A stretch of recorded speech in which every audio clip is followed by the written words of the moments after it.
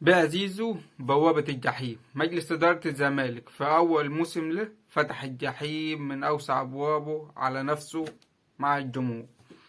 أهلا وسهلا بيكم في 5 كورة مع الحاوي.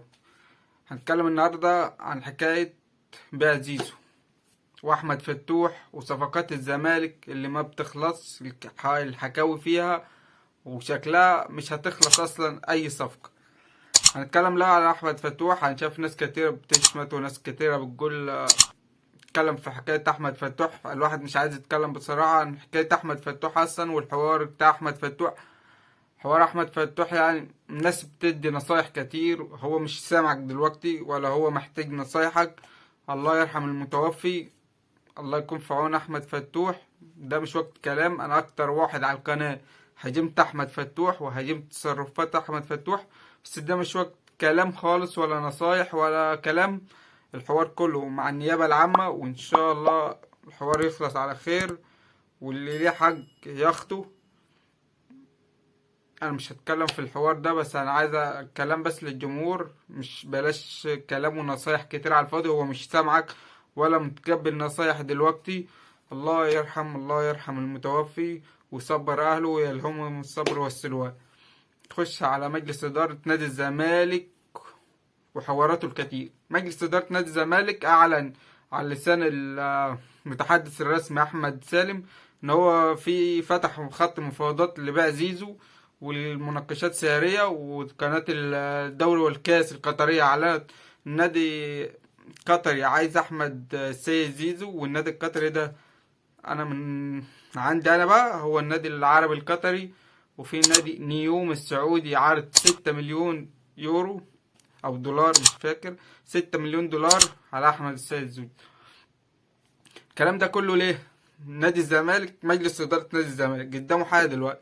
لو هو عايز يبيع زيزو وخلاص القرار، وهو ده الاقرب يعني ان هو خلاص القرار، خد القرار ان هو موافق على بيع زيزو، وبطلع الكلام للجمهور عشان يشوف رد فعل الجمهور. انا قلت لكم قبل كده مجلس اداره اضعف مجلس اداره دخل مع ممدوح عباس والحوارات دي، برغم تحفظاتي على المستشار ولا الموسيقار. بس ده اضعف مجلس اداره مع ممدوح عباس، ونفس الخطه ونفس الطريقه ونفس الملل ونفس بيان اللعيبه وحاجات كتير سيئه في الاداره دي تخليك.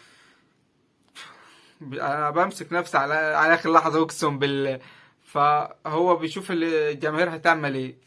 حاجه تانية ممكن يكون في سيناريو تاني ان هو عايز يقول لك ان انا خلاص انا هعمل كل ما في وسعي ان انا احافظ لك على احمد السيد زيزو، مش تتكلم معايا على صفقات.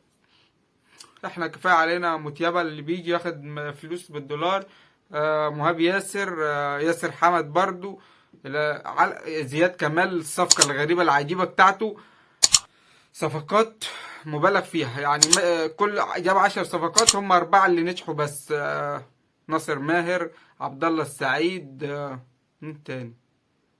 في صفقات محمد شحاتة، في حتى ربع محمد عاطف شوية. لا مش محمد عاطف، محمد عاطف هيطلع عرب بالمناسبة. بس مجلس إدارة ضعيف مفيش. فهو طلع لك دلوقتي هو خلاص عايز ياخد القرار من الجمهور ان هو موافق على رحيل زيزو، وان انت هتجيب صفقات وتسد اللي عليك. مع ان حسين لبيب طلع قبل الانتخابات وقال لك انا هبيع كل لعيبه السوبر اللي عندي، انا فريق بطل، انا مش فريق بنافس في وسط الجدول، وانا لازم انا اقوي الفرقه، وزيزو ليس للبيع. وده الهاشتاج اللي النهارده طلع على حسين لبيب: بيع زيزو بوابة الجحيم. يعني انت هتبيع زيزو وكل القرارات هنا اهو. انا هنزلكم شوية من الهاشتاج كده لقطات بسيطة، شوية كومنتات كده في الهاشتاج بيع زيزو بوابة الجحيم. كل الجماهير غير متقبلة مجلس الإدارة أصلا لضعف قراراته. مجلس ضعيف، مجلس متخبط. مفيش أي بوادر تقول إن هو هيبقى. الواحد كان عنده أمل كبير إن هو هنخلص من واحد ماشي انا وبعديه الطوفان ومفيش حد في دماغه غير هو. قلنا مجلس قاعد يقول لك انا هاجي، لا انا ومعايا المجلس كله متفاهمين متناغمين وهنخش نشتغل وعلى طول.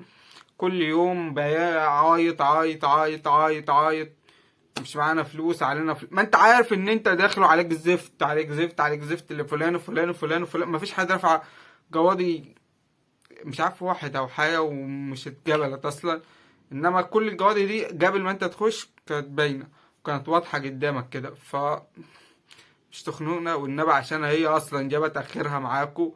والواحد زي ما جمهور الزمالك عمل هاشتاج على منصة اكس: بيع زيزو بوابة الجحيم، وعدم ضم صفقات للزمالك السنة الجاية سوبر كلاس ايه بوابة الجحيم. برضو انا بقولها من عندي، بوابة الجحيم. الزمالك اقول لك الزمالك بتفاوض مع مين؟ ناس فري كده مشيلهم نادي.